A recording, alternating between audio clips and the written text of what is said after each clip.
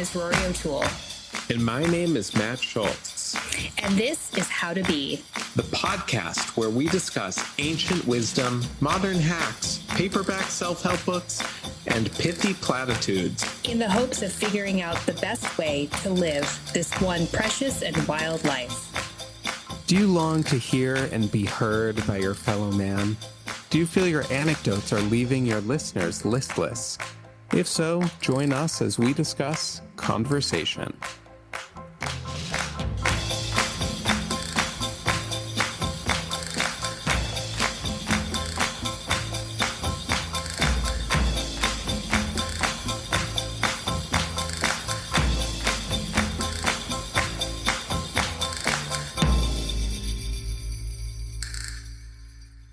Hi, Matt. Hey, Rare. You know, you call me Rare. Mm-hmm. Most people call me Roar. Yeah. Some people call me Rue. Mm-hmm. To the point where I don't think anyone in my life calls me Rory. Yeah, a name is just a starting place Did you for ever some people. Do you ever have people in your, like, especially in high school, whose nickname felt really intimate because it was like very divorced from their real name and you didn't know what to call them because you didn't know them that well? No, but can you tell me what you're thinking of? Okay, so like Matt is fine. It's from Matthew. Like that's normal. Mm-hmm. But there was this girl I went to school with, like, and her name was Sherilyn, and everyone called her Cha.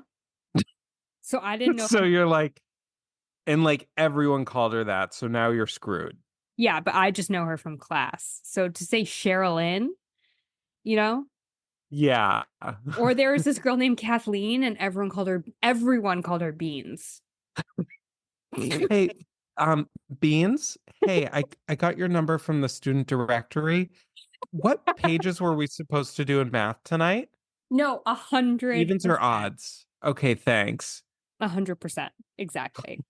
Like you just, but then Kathleen is a very formal name, you know? Yeah, Kathleen. My middle name that you definitely knew that, obviously. Yeah, Rory, Elizabeth, Consworthy. Then there was Kathleen. There was a girl named Elizabeth that everyone called Biz. This was common at your school. Nicknameification. Yeah, this was not happening at my school in this way. It's because I went to a school that, like, I don't know if you remember when Brett Kavanaugh's hearings were and he had to read his journals and it was like squee. Yeah, that was so funny.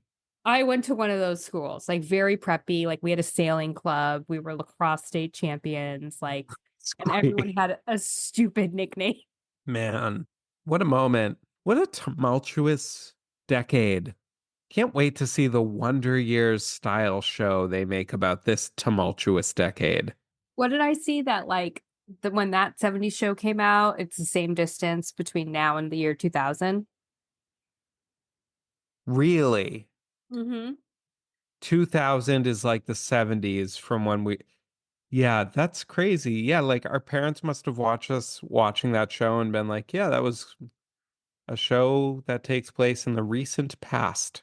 My confusion is why they had middle schoolers and I don't even have a baby. Yeah. I mean, the thing about being born, okay, is that everything before you were born feels really discontinuous from your life. Yeah. So, like, when I was growing up, like, the 80s really felt like a time period from long ago. Whereas for our parents, I'm sure they just felt a tremendous sense of continuity with that time. Mm. And not like it was some mysterious before time, but yeah, it was just like what was that, like 12 years ago? Yeah, I don't know. something. My mom would always start every story it was the 70s. Mm-hmm. You know, like it was the decade that made her do it. Yeah, I'm rewatching Girls right now, and I'm blown away at Lena Dunham's skill in capturing an era. Mm. A sensibility, a style, a perspective on what life was, everything about it. Mm. She really, really was the voice of her generation. I really mean it. I think she's brilliant. And her character is a lot less unlikable than I remember her being. Yeah, it's hard to say. I only watched the first 2 seasons and I thought she was supposed to be like, anti-hero but relatable. I don't know. People they think too highly of themselves. Yeah. They don't look at all their decision like if they don't think, "Oh, if someone was filming my life, people watching would hate me." Yeah, because they're like, no, in my life story, I'm not gonna include that really bratty tantrum I had with my parents at age 27.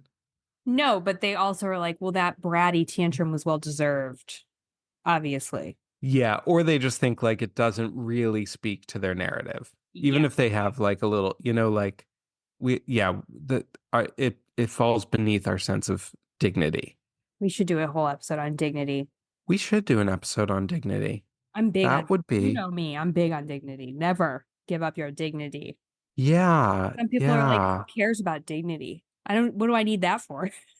yeah. It's a very interesting thing. There was something in the Torah about it that I was reading today. Oh, it's the story of the golden calf. And part of why Moses gets so upset when they're worshiping the golden calf is he's like, you've you've made us a disgrace. Like this will be talked about. Mm, boy, was he right. And You're still then talking about it they're still talking about, and then 2,000 God's years like, I'm later gonna destroy all these people. I'm just gonna destroy them in punishment. And Moses is like, no, don't do that because what will people say? about you, God. Yeah, they're like, oh, he delivered them from Egypt, brought them into the desert, and then just killed them. Like that won't look very good. So what looked good was very important back then, and not less important now, but more important in some ways. Mm-hmm. Reputation. Reputation. Anyways, that's a little teaser trailer for the Dignity episode. Today we're talking, and that's called a digression, Mm, which happens sometimes in a conversation. yes. And that was called a segue, which is another conversational tool, because I'm segueing to our topic of the day, which is conversation. And what is a conversation, Matt?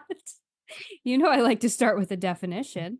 Well, is a prefix that implies something you do together, two people Mm, or more. Verse is speaking, verso, Latin. And ation, I believe, is a word denoting action. So this is the the the act of making words together. mm-hmm. Chit chat is a form of conversation, I guess. There's lots Hmm. of you can go from small talk and chit chat to deep excavation work.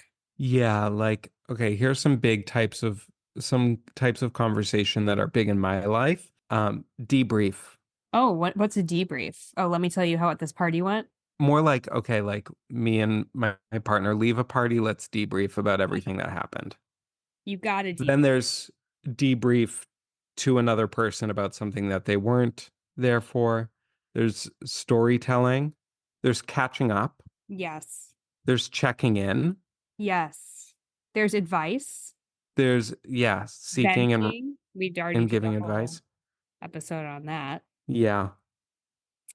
Um, well, of course, so I read this book for this episode, which was actually on listening. It was called You're Not Listening. You read a whole book? I listened to a whole book. Who's it by and when was it written? You're Not Listening. What You're Missing and Why It Matters by Kate Murphy. When was it written? Recently. Let's Google it really quick. You're Not Listening. Which is the reason I'm saying it like that is because of Frasier, I'm Listening. 2020. It Hmm. was written in 2020. And Okay. it was about a lot of it was about the importance of conversation. Basically, we're having less face-to-face conversations because of everything we know, social media, texting, yada yada. We're so distracted, we're disconnected, we're lonely. Mm-hmm. Um, we're we're really bad at listening, which means we're not that great at conversations. Well, how do you feel? I wonder if the book talked about this, about the strategy that some people employ of when person A says something, person B is like, let me repeat back to you what I heard. Yeah, You are feeling blah blah blah. that she says, I feel like she talks about how that's sort of like playing the part of a good listener, but are you really being a good listener? Yeah, because I don't like when you can tell that they have too much of a method No, for that's their conversation. deeply unnatural. She also way more advocates for not like she would advocate for more an open-ended question like I'm actually not sure. Can you tell me how you're feeling or something like that or not filling in the blanks of I'm hearing you say because that's a prompt. Mm. But I guess, yeah, it's like a question implies uncertainty, whereas the repeat back is like, no, I think I got you, but let me make sure. Is this what you meant? Yeah, you shouldn't really be doing that because you shouldn't Mm-hmm. assume you understand. You should always be, but that's the thing. You're not assuming you understand. You're making sure that your understanding is correct. Well, she doesn't actually talk about this specifically, so We don't need to get hung up there. about I what she find it annoying but you find it annoying. I find it helpful. when someone does the repeat back. Yeah, because sometimes I do it, especially when I'm in a disagreement with someone. I feel like when you do it, it's a little bit different. It's a weapon. Ouch! Dagger It's a to the ret- heart. it's a rhetorical device where you're like, so you're saying, and then it's like what Socrates was always doing, like highlighting someone's incoherence to them through the power of getting getting them to agree with what they just said. Okay, maybe I'm trying to highlight their incoherence so that we can better communicate. A verbal No, it's sparring. not malicious. It's really not. I'm genuinely trying to tease out what people are saying because I'm paying attention to a lot of details. You're paying more attention to what most people say in your life than they pay attention to what they say. Exactly. And yeah, that is interesting. Most people are not very coherent. Right, exactly. The thing is, are you listening?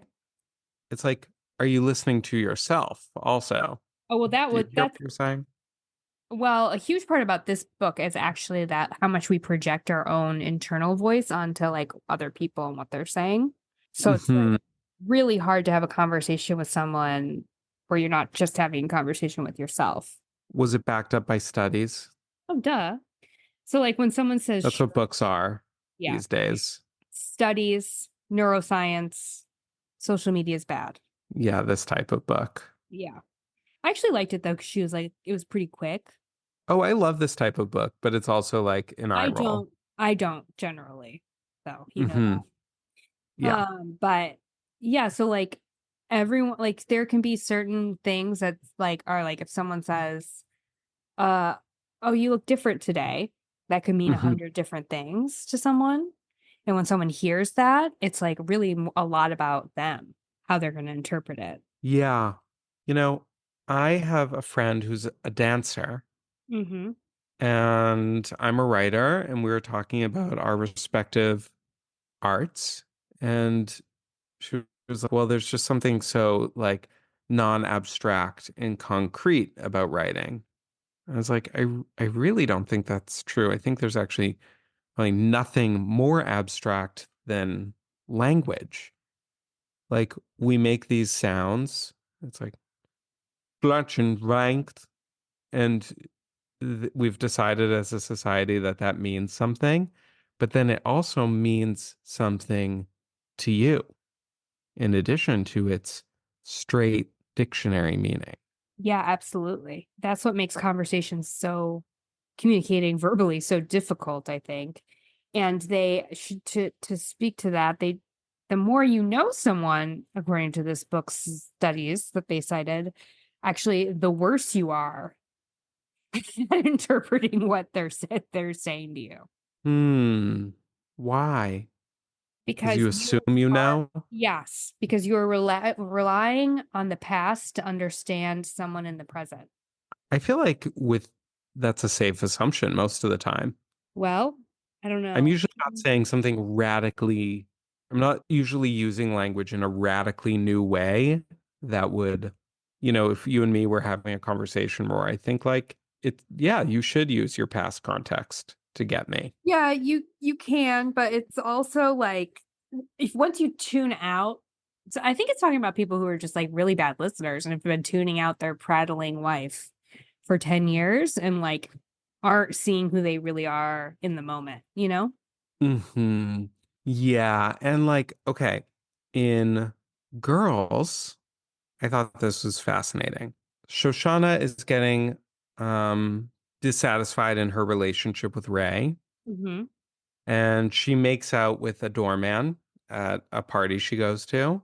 And then she's feeling guilty about it, so she tells Ray that she held hands with him, Hmm. which is like my rule. Whenever your partner tells you that they cheated, It was multiply what they said they did by 5, because people usually aren't ready to confess the whole thing. So this is a perfect example of that. And he thinks it's kind of sweet that she's confessing to such an innocent thing. And he instantly forgives her, which is not what she wanted. She was trying to create conflict because she was unhappy. And now I forget what the exact hook was for this. But that is an example of what I was thinking of when I started saying that. okay. And that proves the point that I intended to prove when I began that story.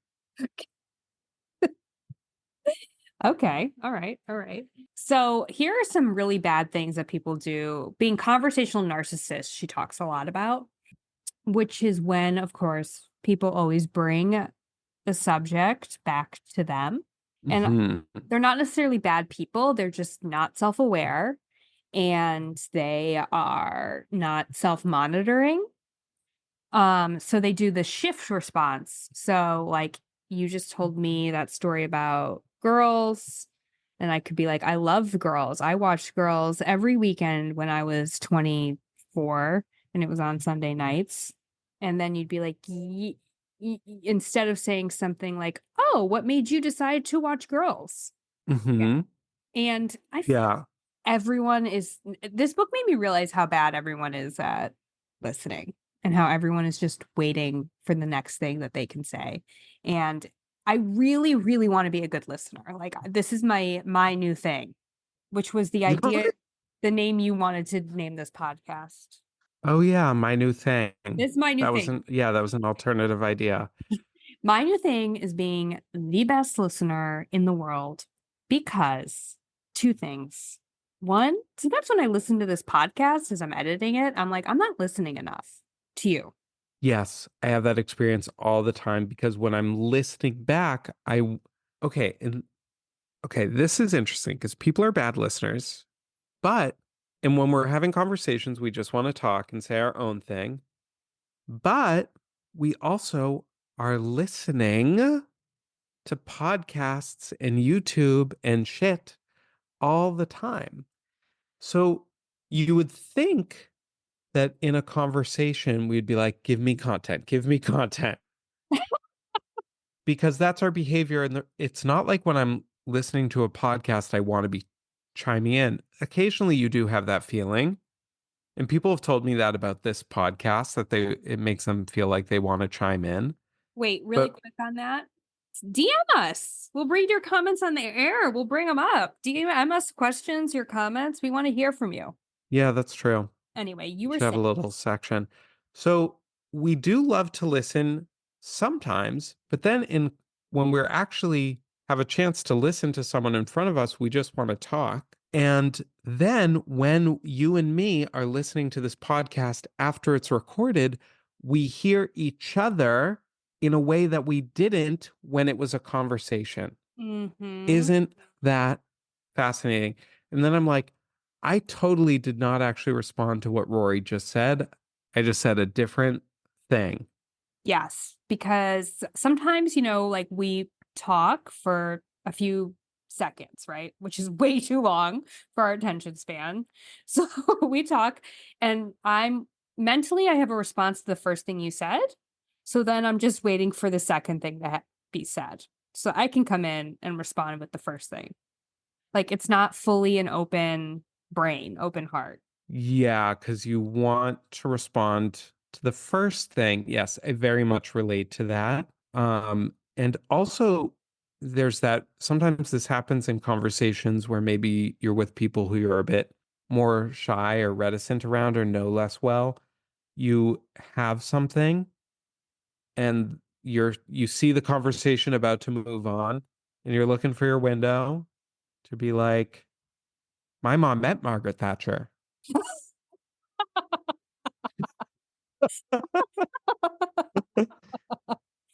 She didn't. That's just an example.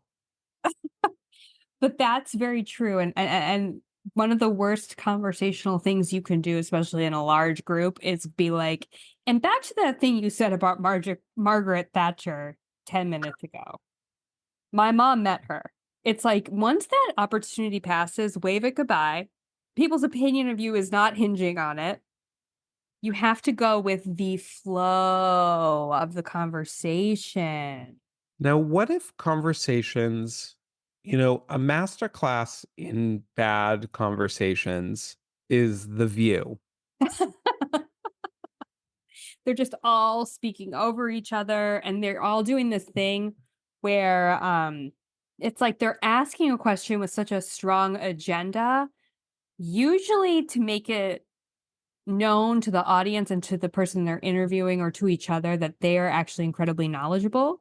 They just want to show what they Mhm. know and Mhm. trap people, and it's not coming from a genuinely open place.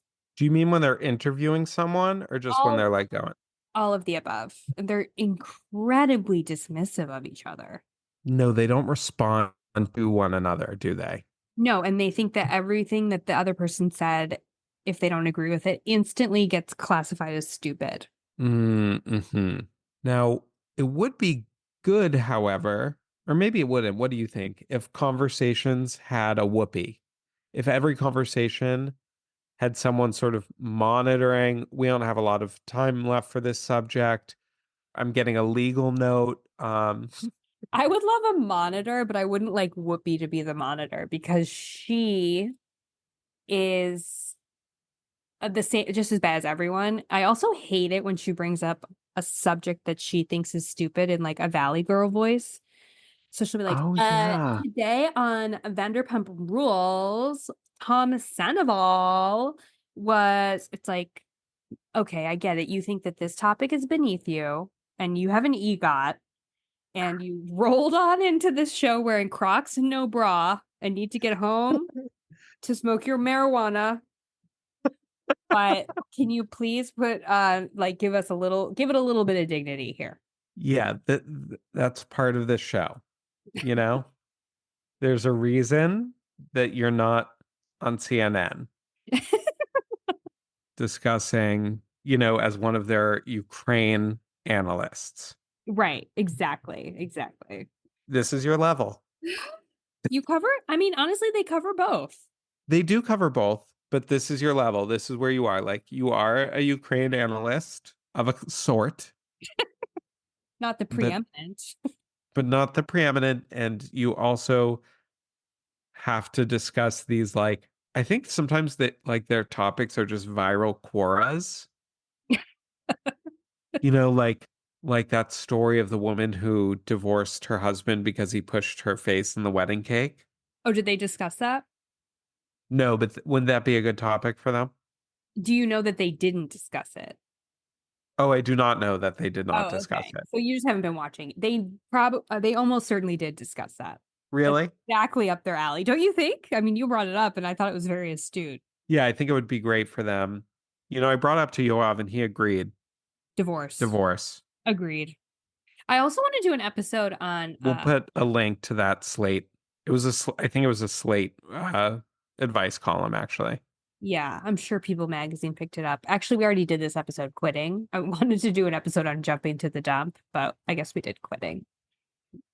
We could, I think Divorce. Do it. in the fullness of times, we'll, yeah, we'll like have some episodes that overlap with each other, and that's okay. That's okay. So I don't think I'm out of line. I don't think I'm wrong. I think I'm right. When I say for both of us, conversation is one of the top 5 pleasures for us in life. Both of us find it one of the greatest reasons for living. You know, when I was a kid, me and my friend Nathan were so confused by why grown-ups just wanted to sit and talk Mm. and not play. And we vowed to never be like that. But I think I defied all expectations and proved that you can have it both ways. Because here I am in a pillow fort built in my bedroom out of cushions and a broomstick and sheets, having a long conversation with a friend, a fellow grown up. A fellow grown up. I know. I used to listen to the conversations my parents would have, and I would be like, could anything be more boring than talking about where a store is that they both know? Is that on the east side of the street near Western or? And now I have to know, which Starbucks did you go to? The one on Melrose? The one on Beverly? The one on Third? I've never been to that one. Is it big? Yeah, it's mighty strange what we become interested in. Yeah, it is strange what we become interested in. I often think that when I'm reading a book. I should not, young me would be very confused why older me finds this interesting. Yeah. I don't even think I'd have a good answer for him. The tenets of a good conversation. There's this guy who studies conversation. Last name is Grice. Didn't write down his first name. He said there are Grice? Grice, Grice, like Grace with an I. Hmm. He said that there are 4 maxims that have to be in place to make a conversation that acceptable for human beings. The maxim of quality, which is that you believe that the other person is telling the truth. The maxim of quantity, they're telling it to you in a reasonably brief manner. The maxim of relevance, so they are allowing the conversation to flow logically. They aren't telling you things you really don't need to know. And the maxim of manner, they're coherent and they're not, overly verbose. Hmm. And That feels like it overlaps a little with with relevant quantity or quantity, it does. and relevant. I guess, yes, but maybe I'm not explaining it well. Maybe I'm not being coherent. Or maybe he wasn't coherent. Maybe that's why he wrote the book, because it was something he struggled with. Yeah, when I hear maxim of manner, I kind of think like, Manners. yeah, don't spit in my face when you're talking. Or like don't do like TMI. That could be. Yeah. Avoid obscurity of expression, avoid ambiguity, be orderly. That's what it Be says. orderly. Honestly, like the orderliness of somebody's speech and conversation is something that really rarely comes up for me. Oh, It is for you. Not for you. something that I do. I mean, have you ever talked to a drunk person? That's why it's so hard to talk to them.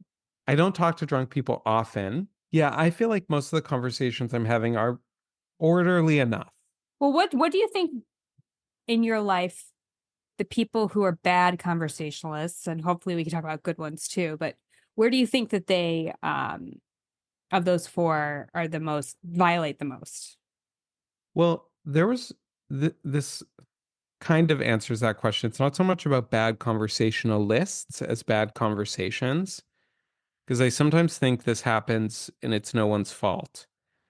But many conversations go on too long. There was some sort of study about it, but we know it just from experience.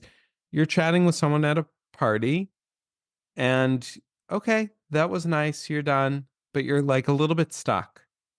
And now it's dragging. So I think length of conversation is something I run into a lot. Also, conversations that don't get off the ground. Hey, how's it going? Good, good. Ah, now what? Yeah, do you have any thoughts about improving that? You know, what I like to do is give something. So there's two ways of thinking about talking about yourself in a conversation. It can be seen as selfish, like you're the narcissist, Hmm. but I also think it can be generous. You're putting a log on the fire. Absolutely. So I sometimes like to give someone a conundrum that I've been facing, get their input, or even like do like a hot topic from The View. Be like, okay, I read this advice column yesterday and I've been thinking about it. Like, what would you do? And it just sort of gets things going, sort of in the way that a go around does, but I think it's a little less formal. It's like an informal go around Like, because what's a there's go something, around? it's something that rabbinical students do. I'm not sure if regular humans do it where every time you're sitting at a dinner table, someone feels the need to say, let's do a go around. What is, this was the worst one I ever heard, and I'm going to tell it to you. Oh, it was so bad. What is the, what color rabbi will you be? What's the color of your rabbihood? Yeah, And people went around and it would be like turquoise. because And everyone would be like, oh, as if that meant something. it's just And then the next naming. person Sorry, would be like, I think clear. Oh, it's just people naming their favorite color. no, it's like naming what is the color of your rabbinate. It makes no sense. Don't try to make But sense out of it. It's that's my incoherent. point. Is like you just default to your favorite color, Yeah, or I trying to guess be so. unique by saying Or clear. trying to be unique, clear. Yeah. Have a distinct memory from freshman year going around in like a performing arts class. Everyone had to say their favorite color, and someone said clear. And I remember being like, this person is an idiot. We're too old for that shit. Sparkle, rainbow. It's like, we're not five, okay? I want to go around and ask the same question with of what's your favorite color, but when everyone's hooked up to a lie detector machine. Oh, turns out it was green. Everyone's is just blue. Everyone says green or blue, right? Okay. Oh, I had something germane to say, which is important in conversation, and it just fell right out of my head. Oh, what about the triteness of some questions? And it's like people keep asking them even at the after they're so tired. Like the years and years we had to spend talking about spirit animal. Yeah, that's a similar a similarly inane go around where you just try to come up with something that will impress, and it's not even sure what impressing means in such a context. Yeah. A silkworm, because I like to stay home and knit. If only someone ever had an answer that good. Uh, but yes, I agree. It's you have to give something to start the conversation off besides it was fine. How was your weekend? It was fine. Like I am thrilled to go into the office tomorrow when people say, "How are you? How was your weekend?" Whatever, and I can say, "It was good. I watched Oppenheimer and Killers of the Flower Moon." And then they can say, "Oh, I haven't seen those yet. Did you like them?" And I can say, "No." Oh my goodness. And then I can say, have you seen any movies you liked lately? And they can say the Barbie movie. And I can lie and say, that was so cute. Okay, so this is a digression on this topic, but me and Yoav saw the new Miyazaki movie, The Boy and the Heron. Do you know who he is? Of course. Okay. I am the only person who's going to say this Oh, because it got 90 something percent on Rotten Tomatoes. It was terrible. The voices of dissent in our culture, yeah. people brave enough to dissent and say Barbie was not a good movie. It wasn't well written or structured. It was cheap. Its message was flaccid and apolitical. Dated. Dated. We're doing it's like notorious RGB feminism. Yeah. But it was cheap in the sense of like it had no depth, but the sets were actually great. The vibes Oh, were sure. Hollywood makes nice sets. literally the budget was not cheap. Yeah, the budget. Hollywood makes nice budgets. Anyways, controversial opinions. Well, in the book, she says people get really defensive because criticism of ideas is often taken as criticism of the person. And I think that Mm, people are just very protective of their taste because when you say, I liked a movie and someone says, I didn't like a movie, it's offensive because it's like, oh, you think I'm stupid or something? You think I'm stupid yeah. for liking the Barbie movie? And it's like, I don't think you're stupid for liking the Barbie movie. I think that Barbie movie is puts you under some sort of a spell. Yeah, or I think you're choosing not to care about certain types of quality, Totally. which, by the way, is fine. Like, there are lots of things I love where I accept limitations in quality, like watching Friends. Hmm. I love Friends. I think it's wonderful and also terrible and stupid. Well, that's what I like to always, whenever someone asks me if I like something, I like to say if I liked it and if I thought it was actually of quality. Because the two often don't have to meet. Yeah. Like Bridgerton. I love It's Bridgerton. Oh, it's terrible. it's Terrible movie. terrible. Love it. Terrible. Terrible. Yeah. What delighted you about it is delighted you more than you were bothered by the lack of quality in those areas. Exactly. And that's Exactly. fair. We're all doing a little bit of that calculus when it comes to any sort of piece of artwork. Hmm. Now, So I want to talk about can I change subjects? You were about to say something. oh, I so want to funny. listen. Yeah.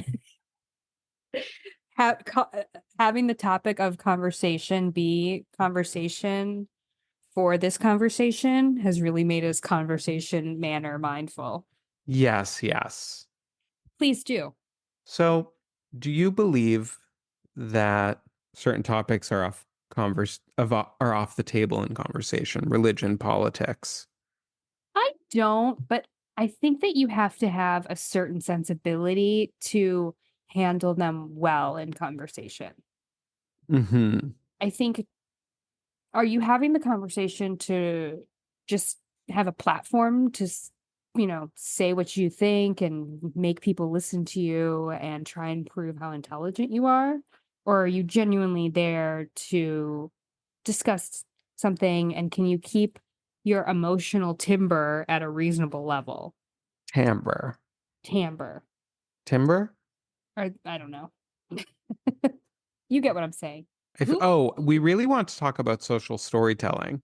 Yeah, so I have to say, we're talking about storytelling as a form of conversation. It's one that many people rely on.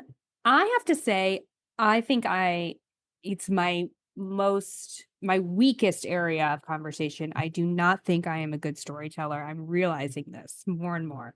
I'm a good commenter. I'm a good observationalist. I can throw in a pithy comment. But if I'm telling a story, I'm losing that audience. And I want to know why. Really? And that includes you, by the way. Really? Oh, I don't think I've ever told a story that you howled at. Yeah, now that I think about it, you're right. Why? I think, you know what? I think I'm too brief. Yeah, maybe you're too brief. Because, like, there is the level of, like, you do have to give detail. Yeah, you don't want it to drag, but too brief risks making it flat Yeah. and maybe scrubbing out all the detail that made it worth telling in the first place. Yeah. Good storytellers really stand out. I think most people have the opposite problem of way too much detail. And if you are ending a story, if you are coming to the climax of the story after 5 minutes and then saying, to make a long story short, pillory, What is what does pillory mean? You've been saying it lately. like put you in the town pillory. But it's like that the stocks? The stocks. I kind of got it from Danny Pellegrino, my favorite podcaster, will say electric chair. Electric chair. Mm, It's a little violent for me. Yeah, I don't believe pillory. I don't believe in capital punishment. But long story short is the beginning of a story.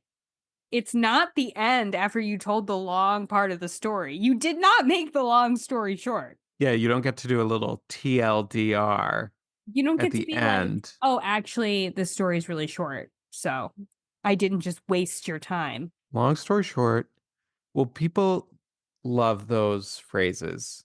The bottom line, at the end of the day, Yeah, who do you know anyone who's a good storyteller? And what do they do? How do they do it? good I storytellers. need tips. No. I would I would like to take a storytelling class, but I'm afraid they're going to be taught by people like Glenn Washington, and I don't think he's actually a good storyteller. You know, where you do the voices and you speak in present tense. I want to just be conversationally hitting the highlights of a funny thing that happened one night. Yeah, I think, okay, first of all, like storytelling, you need to know why you're telling the story. Are you telling the story? So I've had people in my life who tell boring work stories. Now, generally, the point of a boring work story is not the story itself, but rather the outcome. I'm really stressed out. I'm thinking about quitting. I might get a raise. My work was recognized, whatever it is. But the details, the narrative, the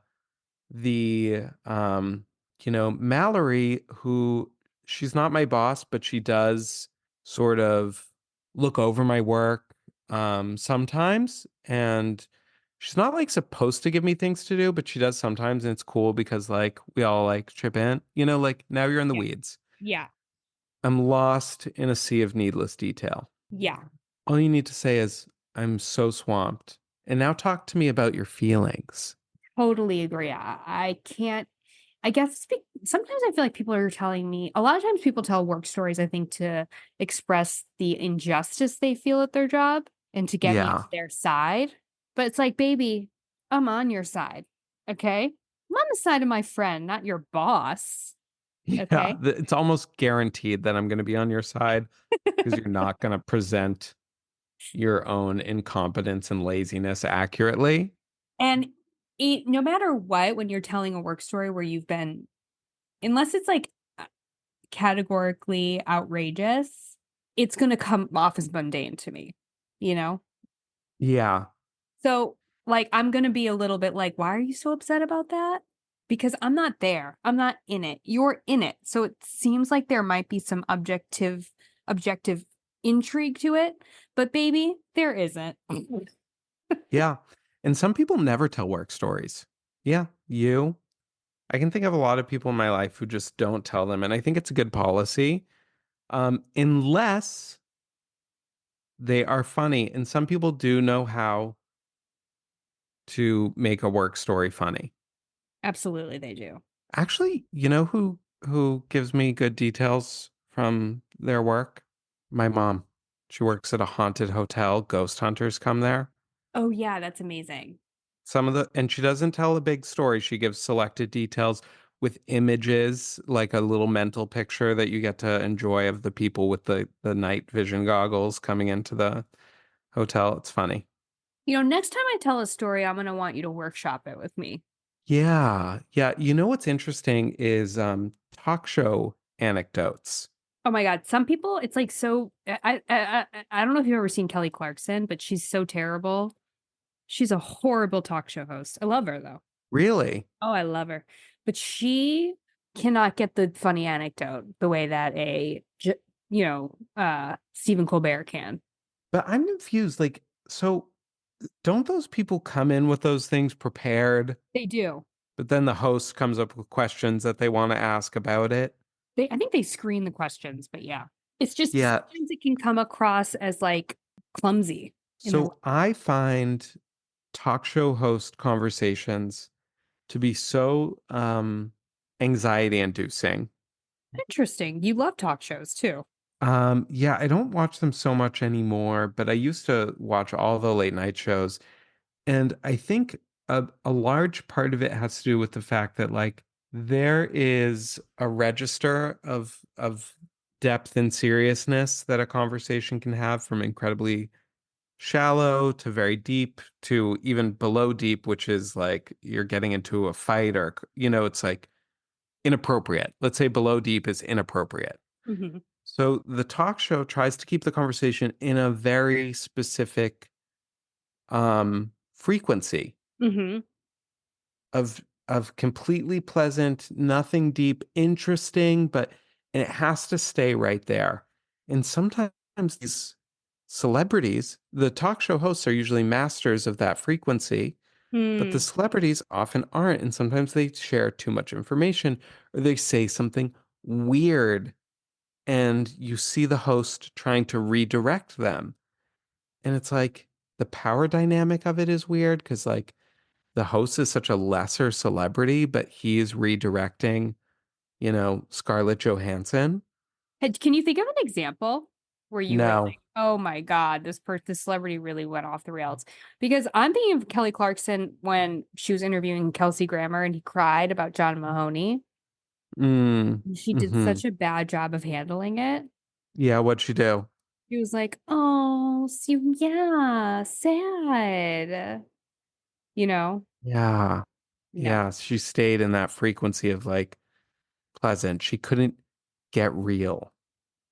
It was like she was trying to get real, but like I don't know. I feel like a more deft host would have like had a little silence and then said, I think many people in America felt like he was their father figure, Yeah. like that. Yeah. Stephen Colbert would have done that. Definitively. So we watched some Instagrams about social storytelling that were very interesting. This woman who gives advice on it. And she was talking about not correcting people. Yeah. So even in this book, she says, don't start asking questions that are trivial, which is kind of what I do, which goes along with correcting people. Like, oh, I went to Starbucks on Melrose, and I would be like, Starbucks on Melrose, I thought that was closed. I do that all the time. I thought the Starbucks on Melrose was closed. And they're like, Wait, oh, have you ever hmm? thought about becoming a detective? Me? I think it Yeah. would be well, actually it's funny because we do these things at work where once a week we get together and ask a like party game question, like what you were talking about. What color would your rabbi hat be or whatever? Um and one of them was like, what's a career you think you'd thrive at? And I think private investigator would be great for me. I don't even think private investigator. Private investigator is really just following around husbands and taking pictures of them. I think you should be a real detective in interrogating people. Get into the police force. You have to be a police officer to be a detective. Oh my God, I think this is right for you. I do think I would be a great interrogator. I have thought that about myself. Now, she says in the book, Kate Murphy, that in order to be a good interrogator, you really have to be a good listener. Yes. Do you think I'm a good listener? Yes. You hear people, you hear when they all of a sudden their story changes. Yeah, I'm always bogging your stories down with detail clarification. And I would like to try to stop doing that because that's not the relationship I want to have with friends, that it feels like I'm interrogating them. It's good. It helps us, it keeps us honest. It's good. We Yeah, like it in the maybe end. I could dial it down a little though. I think you have. Thank you. Oh, the Yeah. details. This I went to Joshua Tree with a bunch of friends, and oh, the details I let fly by me that didn't make sense. Just accepted it. Just That's the story now. there was a lot of good conversation flowing in Joshua Tree. A lot of expert storytelling done. Actually, she's my friend Ashley from high school is such a good storyteller. I told her she has to start doing stand up or writing these things down because she's just really good at hitting the notes. Yes. So stand-ups also, that's another place where we love to hear someone else tell a story. So we have this capacity for listening that we use. You know And what? then She says we think so much faster than a person can talk. So even Mhm. when you're listening to a podcast, and I have this problem when I'm listening to audiobooks, especially, is that I'm thinking and I'm listening. But when you're really engaged in a conversation and you want to be like actually responsive to the moment, it truly is like a mindfulness practice. And you have to like settle the dialogue in your head because people aren't talking fast enough to entertain you fully. And a lot of people listen to podcasts and audiobooks on higher speeds, like I 1.5. know. I always find that crazy because I'm like, this is a loaf of bread. Why do I want it smaller? I like I need this audio to fill the space of my life when I'm on the bus, when I'm walking somewhere.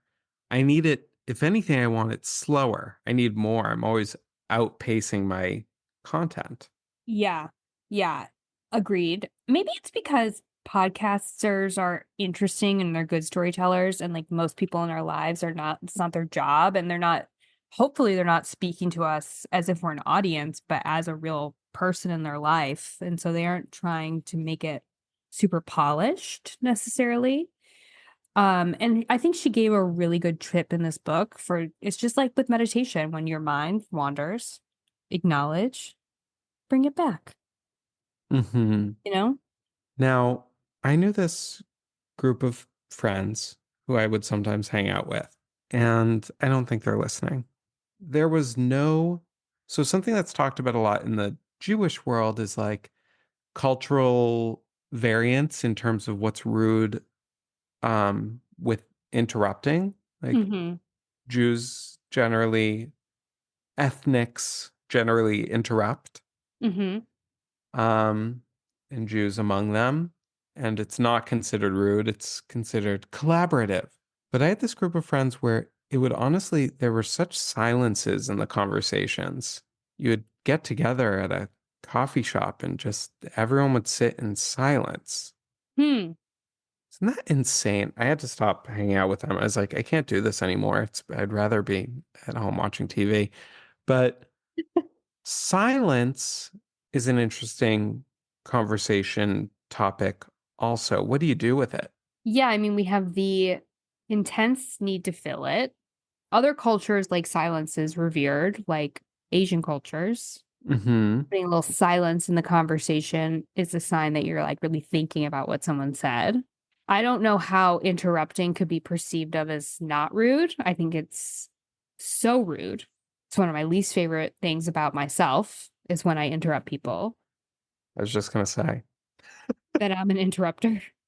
yeah, you interrupt a little. Like you don't, there's interrupting and then there's like nipping at someone's heels a bit. I nip. Is that what you mean? Yeah. Yeah. And I really, part of my good listening journey is going to be to not interrupt. And there's been something on the internet going around that I absolutely hate. Hate, hate, hate. There's been, I don't know if you've seen this, but it's like a meme or a video or reel, whatever. I've seen it a few times in different iterations that says, I realize that when my friend with ADD, ADHD interrupts me, it's not because they're being rude. It's because they already understand what I'm saying. Their brains work so quickly that they don't need me to finish. Yeah, the internet loves this. Your procrastination is a sign of trauma. It's like, You were attacked by a mall Santa and now you procrastinate. It's not because you're lazy. you that and this book really emphasizes this point is that you actually don't know how someone's going to finish their sentence or what they're thinking. You just think you do because you are constantly projecting yourself onto other people. So actually like Yes. let them finish. Let them feel heard, let them be heard, and you might actually learn something new and not just make assumptions. We finish each other's Chocolate bars, sandwiches. sandwiches. There we go. That's what it is. There was something within that at the beginning of it that I wanted to respond to, and then I was waiting for you to finish the rest of it, and now I can't remember. Interrupting, Interrupting. nipping. Oh, yeah. So I do this thing through my rabbinical school called spiritual direction. It's basically therapy. And my spiritual director is like a good listener, TM, you know? Yeah. And I sometimes find it hard to stop talking without someone starting to say their part. Like that's like I'll be winding down and then I want someone to else to be gearing up. Yeah. Like right You there. know what I'm saying? Right there. Yeah, I was wait. Yeah, so like I think sometimes I think there is a form of interruption which genuinely is collaborative. Like there are things we do when we're winding down our talk. So like, yeah, and then I was just like, what is going on here? You know, it's like insane. It's like, what is this life? And you can keep doing that forever, or someone can relieve you of your sentence and be like, I was feeling the same way. Yeah. I mean, that's a classic technique, I think, in sales is to be silent so that the other person or negotiations, right? Other person will Mm, will fill the space because we're so uncomfortable with silence and you lose the advantage. yeah, I mean, Boca 2000, 2002, that's what we learned. that's what we learned Talking from first is a sign of weakness. you right there out. We're referencing a 30 Rock scene right there, which is quite amazing. But yeah, silence in conversation makes us uncomfortable, and I am vowing to be more silent. So get used to it, Matt. Well, Paul said women should be silent in the church, so Yeah. why not out of it Yeah, absolutely. Absolutely. as And well? who are the great conversationalists in your life? Like, who do you love to talk to besides me? Um, you, my boyfriend. What makes your boyfriend fun to talk to? A lot of bits. We do a lot of bits. Oh, I love a bit work. Yeah. Yeah, that's big for us. So it's very fun and funny. Also, he's a good listener. Hmm. Lucky. Better than me, that's for sure. Oh my God. You know, I am a good listener in some ways, but if you're not remembering things and I don't remember things, how can you say you're a good listener if you're not remembering? See, I was going to ask you exactly that. It's like when I'm with you talking, I think that you're hearing me, but honestly, the your retention is astoundingly low. I I'm think like a mirror. I think you have too much faith in yourself too. I'm like a mirror. When you're standing in front of a mirror, the mirror sees you so Yeah. much to reflect you. When you step away, the mirror bears no trace. Right. I mean, retention is a huge part of it. You know, I have a chip on my shoulder. I think we know this, that people often come to me to share things about their lives and they take up space conversationally with me. Many people, not just one. But then I feel like they don't give me this, and I don't mind that so much as it bothers me that when I try and bring something up and like take up space in a conversation, I don't feel like I get the same amount of a listening ear. And Mm-hmm. then, I thought, be the listener you want to see in the world. Am I really listening? Am I only listening for reciprocity? Yeah. Yeah, but like be the listener you want to see in the world. But are you getting something out of those conversations? I know that's kind of like a gross way to think of the world, which is like, are you getting something out of it? But like at the end of the day, these are at will relationships. Like, So, I mean, I get that people, it's flattering in a way that people think that they can talk to me about things. So that builds my self esteem. okay. It teaches me that I can't control how people behave. Mm-hmm. And there, like I've tried to express this in so many ways also. And like I can't express it more. You have to a certain point give up and let God take the wheel. Oh, you've tried to express it to them. Yeah. Yeah. So what are you going to do? I mean, what do you do if someone in your life you're very close to, they're a bad listener, you've said it, and they can't help themselves? You can't do anything. You just have to accept it. Yeah, you just have to accept it and like make decisions about what role they play in your life and your confidence, you know? Yeah. What do you mean? Oh, confidants. Your confidants. Like, am I going to share things with you that, like, am I going to be intimate with you if I don't think you're really listening? I have another topic that I would like to bring up. Okay. I want the listeners of this podcast to give some advice here. I meet someone, I want to I think we've talked about this before, but I want to get to know them. I want to know who they are. I don't want to ask them, what do you do? Because I think it's gross to be like, what do you do? You know, it's so capitalist. Mhm. And it can be a rude question also. Mhm. And so what do you ask? Does anyone have any ideas? Because sometimes I'm like, what are your passions? Yeah, that's a little jarring. It's a little jarring. Some people are into it, obviously, if they have like really defined passions. Some people are like, so it makes people who don't have defined passions, it can actually make them feel quite bad. What's on your mind? I kind of want to Where ask that. Like, how what's about on your like mind? where do you live? Oh, that is so boring though, and it goes nowhere. Oh yeah. Really? I'm like, "Oh, yeah, I like that restaurant there." And they're like, "I've never been." I'm like, "Oh, do you like trying new restaurants?" "Oh, sometimes, I'm kind of more of a homebody." "Oh, yeah, are you good? Do you cook?" "Oh, yeah, I like to cook." "Oh, yeah, where do you get your recipes from?" New York Times Cooking, they have great recipes. Funny, because last week you said you didn't read New York Times. Oh, but you read the cooking? Interesting. Yeah. Because a lot of people only have the subscription to the cooking, but not to the rest of it. Okay, okay. Oh, right. And actually, here's a picture of you spotted at that restaurant in 2012 on your Facebook. So Riddle me that. riddle me that. That was great, actually. What you did was very skillful. And it would be amazing to do like a workshop, a conversation workshop where you're doing things like that. Some people need it. So a lot of people have really bad social anxiety, specifically about having conversations with people they don't know or even people they do know. And I think that that is certainly like increasing. Like Gen Z has way more anxiety about these types of things than um, older generations for obvious reasons. Online, blah, blah, blah. And also like texting, which is like a form of asynchronous communication. Like you can respond whenever you want to. So you're really not like being put on the spot. Hmm. Um, Yeah.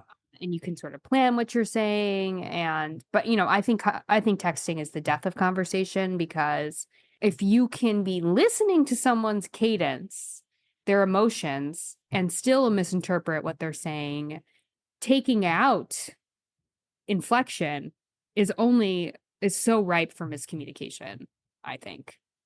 Never text That's something that you mean to never try to convey emotions via text. I think it's really bad for us.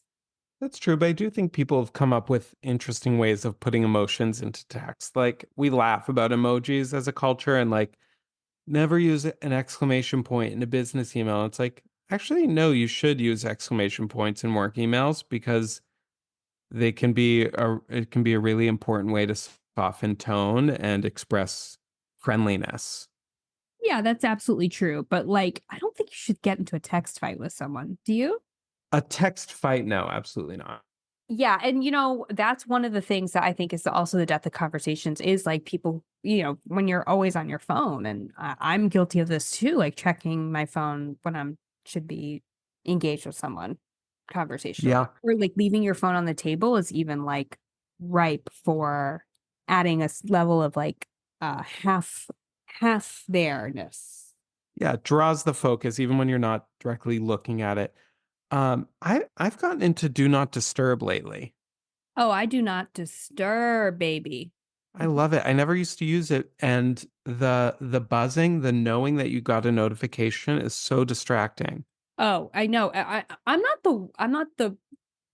someone who has to look at every notification, but sometimes you can't help it. Like sometimes I really can't, and I'm like, I mean, I can help it. I just need more discipline.